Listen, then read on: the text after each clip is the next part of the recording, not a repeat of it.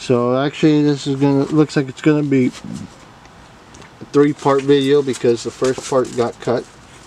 So I'm gonna try to continue here. So as you can see, if you've seen the first part,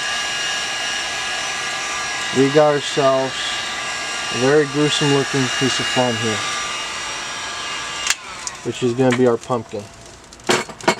Now, could have cut the video maybe even shorter. It's fine, whatever. Now that you have this, okay, next thing you're going to want to do is you're going to want to paint this. Now, painting it, like I said, I'm going to go into another video. I'm going to talk about the painting section more, or at least on how I paint this. Well, just to briefly talk about that, we're going to go in with an all black first, and then we're going to go in with our orange.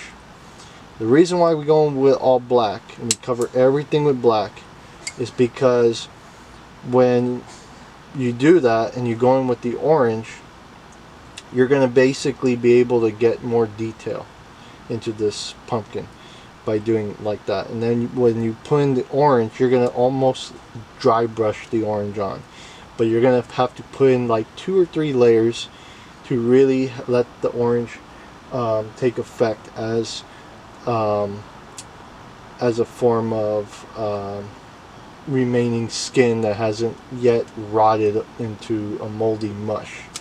Okay, so now we have something like this. The next thing you want to do is start going in and maybe fine-tuning things. You could still use your soldering iron to fine-tune things. If, let's say, I didn't really like the top of this, I wanted it to be more down protruding.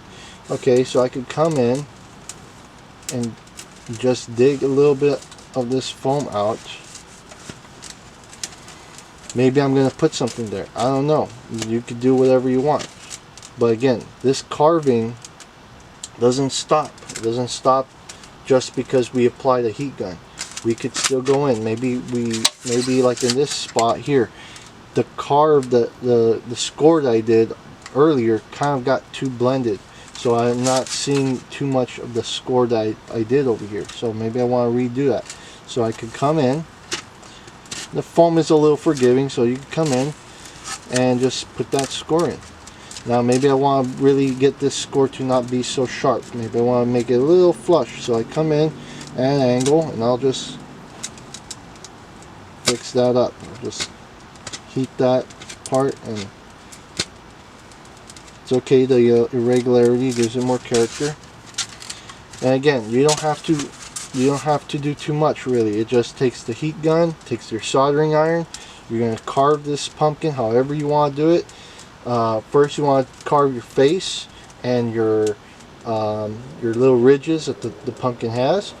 You want to have, sometimes if you're not comfortable mentally with an image of the pumpkin you want, what helps a lot is having a good example around.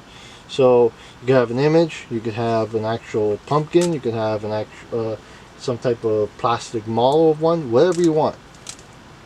Have something, and then just start scoring. Just start creating whatever you want to do with these styrofoam balls. You could pick them up at Hobby Lobby. You could pick them up at maybe you could pick them up at Michael's if they still carry this type of stuff. I was luckily able to pick these up at a place that was closing, so I was able to get more than 5. So this would be the 6th pumpkin. Now, let's say I didn't really want this, so in this case I really want to just rind this area out. I'm just going to hit this with the heat gun.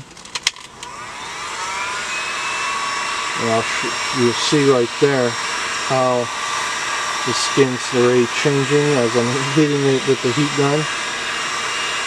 Now if I really concentrate on one spot, you'll see too that this area is going to get more indented. I have to keep the heat gun there, but I'm not going to.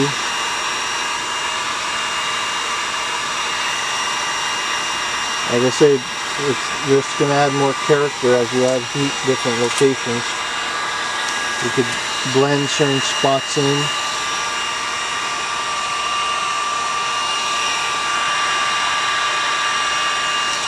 That's pretty much it in terms of what we're going to do in terms of carving. The next videos is going to be the painting of this pumpkin.